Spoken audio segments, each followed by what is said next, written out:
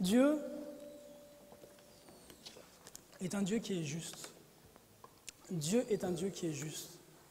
C'est un Dieu qui ne peut pas se renier. Il est amour parce qu'il est amour. Il est justice. Parce qu'il est justice, il haït le mal et il aime ce qui est bien, ce qui est bon. Mais il déteste l'iniquité. L'homme a commis le mal. L'homme a péché.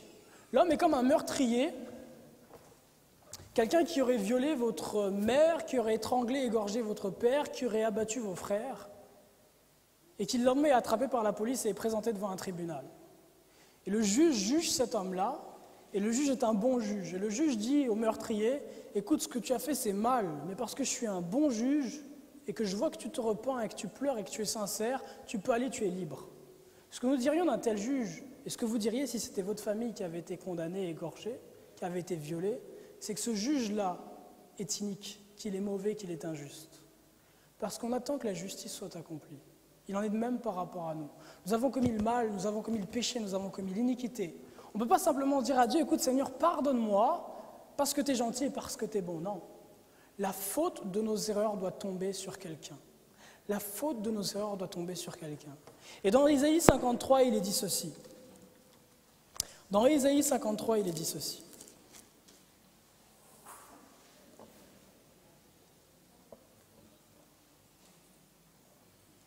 Il est parlé de Christ, il est dit à propos de Christ une prophétie faite plus de 6 siècles avant sa venue. À partir du verset 2 ou 1. Qui a cru à ce qui nous était annoncé? Qui a reconnu le bras de Yahuwah, l'Éternel? Il s'est élevé devant lui comme une faible plante, comme un rejeton qui sort d'une terre desséchée. Il n'avait ni beauté ni éclat pour attirer nos regards. Et son aspect n'avait rien pour nous plaire. Méprisé et abandonné des hommes, homme de douleur et habitué à la souffrance, semblable à celui dont on détourne le visage. Nous l'avons dédainé, nous n'avons fait de lui aucun cas. Cependant, ce sont nos souffrances qu'il a portées. C'est de nos douleurs qu'il s'est chargé. Et nous l'avons considéré comme puni, frappé de Dieu et humilié. Mais il était blessé pour nos péchés, brisé pour nos iniquités. Le châtiment qui nous donne la paix est tombé sur lui. Et c'est par ces meurtrissures que nous sommes guéris. Nous étions tous errants comme des brebis, chacun suivait sa propre voie, et l'Éternel a fait retomber sur lui l'iniquité de nous tous. Et il n'a point ouvert la bouche, semblable à un agneau qu'on mène à la boucherie, à une brebis muette devant ceux qui l'attendent. Il n'a point ouvert la bouche, il a été enlevé par l'angoisse et le châtiment. Parmi ceux de sa génération, qui a cru qu'il était retranché de la terre des vivants et frappé pour les péchés de mon peuple? On a mis son sépulcre parmi les méchants, son tombeau avec le riche, quoiqu'il n'eût point commis de violence. Et qu'il n'y eut point de fraude dans sa bouche, il a plu à l'Éternel de le briser par la souffrance. Après avoir livré sa vie en sacrifice pour le péché, il verra une postérité et prolongera ses jours. Et l'œuvre de l'Éternel prospérera entre ses mains. À cause du travail de son âme, il rassasiera ses regards. Par sa connaissance, mon serviteur juste justifiera beaucoup d'hommes. Christ, Dieu dans la chair. Dieu est venu sur cette terre il y a 2000 ans en la personne de Christ. Et lui qui n'avait jamais commis le moindre péché a été crucifié à la croix. Lui qui n'avait jamais commis le moindre mal a été rejeté et banni. Plus doux que plus doux des enfants que vous puissiez voir. Plus humble que la personne la plus humble que vous puissiez voir. Il a été rejeté comme le pire des pédophiles ou des meurtriers. Et crucifié au milieu des mécréants. Et parce qu'il n'avait point commis de péché, parce qu'il n'avait point commis d'iniquité, et parce qu'il est le Dieu véritable, la Bible déclare que la mort l'a recraché 3 jours plus tard, et que quiconque invoquera le nom du Seigneur sera sauvé. Quiconque réclamera sa mort pour lui, déclare la parole de Dieu, sera sauvé. Lorsqu'on regarde au nom de Dieu, puisqu'on était dans le nom de Dieu, la fin du nom de Dieu, donc on a vu le Yod, le He, le Y, le H, reste le W et le H. Le symbole du W en hébreu, le symbole du W, l'image qui colle au W, au Waw, c'est le clou. Le clou qui est passé à travers les mains et les pieds de Christ. Le clou qui a transpercé son corps. Le clou qu'il a brisé pour nos iniquités.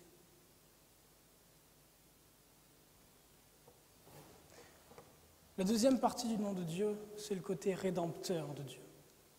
Dieu n'est pas simplement créateur, il est aussi sauveur, sauveur de l'humanité. Sauveur de l'humanité. Et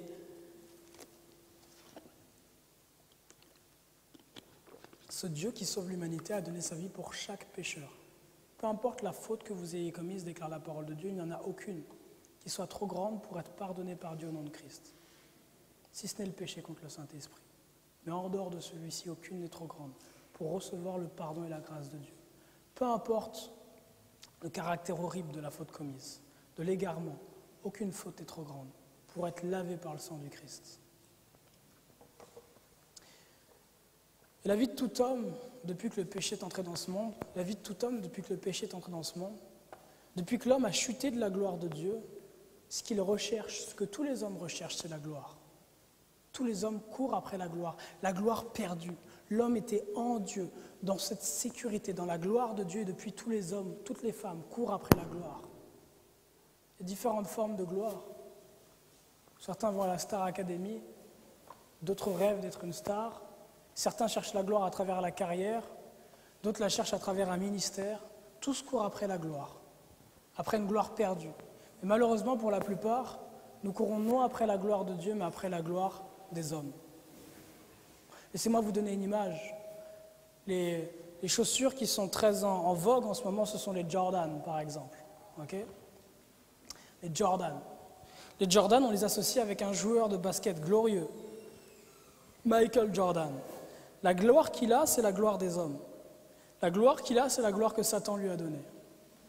Quand je porte une paire de Jordan, je me mets dans ses pieds, c'est sa gloire que j'ai. La gloire de Jordan est sur moi. Nous courons après des leurres, nous courons après des fausses gloires, après des choses qui ne peuvent pas nous satisfaire. Car la gloire de Jordan ne peut pas se substituer à la gloire de Dieu. Ce n'est pas possible. Aussi, nous sommes toujours insatisfaits. J'écoutais un prédicateur gagne une job qui disait ceci en se basant sur ce que dit la Bible. Parce que l'homme a mis dans le cœur de l'homme la pensée de l'éternité, rien de ce qui est temporel ne saurait le satisfaire. Rien. La seule chose qui peut combler le vide qu'il y a en nous, c'est Dieu, Dieu lui-même. Et Dieu nous donne, vous savez que Dieu est esprit, et ce qui est important pour lui, c'est ce qui est spirituel.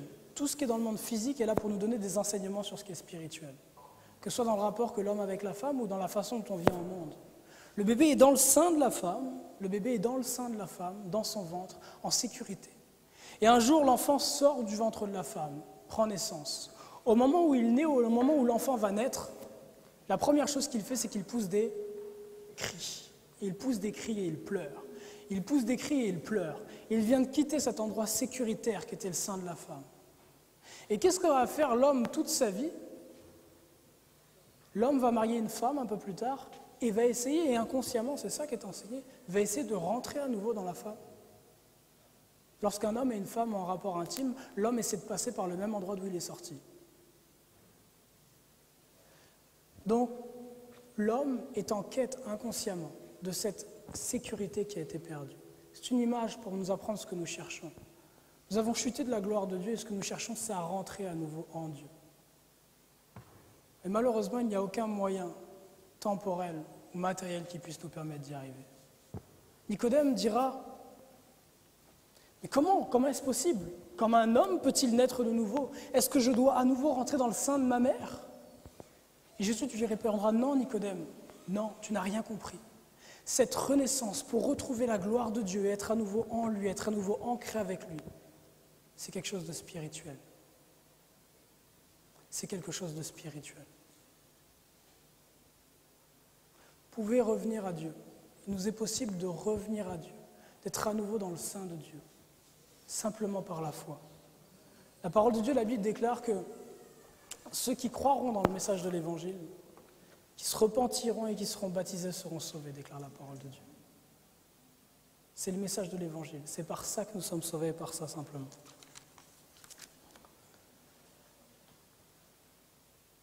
La dernière lettre du nom de Dieu, c'est le Waouh. Le Waouh, c'est le même souffle qu'au début. Dieu, en donnant sa vie à travers Jésus-Christ, sauve l'humanité et il redonne le Saint-Esprit à ceux qui l'avaient perdu. Il donne son souffle à ceux qui l'avaient perdu. Il leur donne un nouveau caractère, un cœur nouveau et un esprit nouveau. Il en fait une nouvelle créature. Il en fait une nouvelle créature.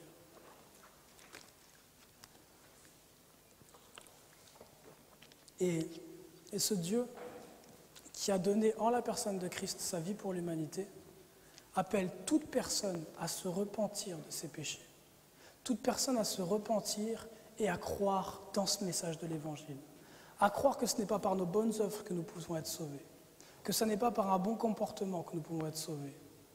Que ce n'est pas en nous flagellant que nous pouvons être sauvés, mais simplement en acceptant l'amour de Dieu révélé en la personne de Christ. Et à se repentir, à reconnaître que jusqu'à présent, nous avons fait le mal.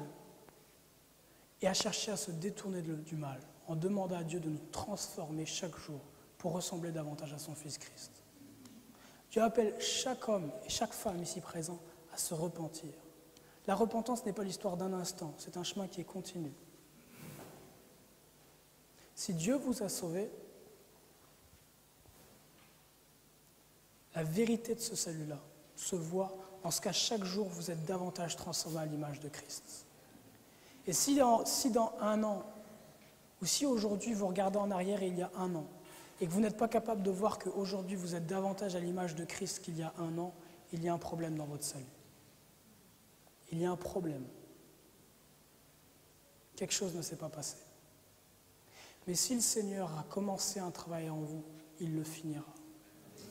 Et à chaque semaine, à chaque mois, vous pourrez voir que vous différez de la personne que vous étiez. Votre intelligence se renouvelle chaque jour de gloire en gloire. C'est ça le message de l'Évangile. C'est le message qui sauve. Le nom de Dieu est Yahuwah. Il est dit quiconque invoquera le nom du Seigneur sera sauvé. Le Seigneur m'a sauvé il y a 3 ans et demi, 4 ans, l'été 2008. Je venais d'arriver à Montréal, j'étais dans une chambre d'hôtel. Dans une chambre d'hôtel avec une femme qui n'était pas la mienne. Et alors que j'étais dans cette chambre d'hôtel, sur ce lit, complètement défoncé, à force d'avoir fumé,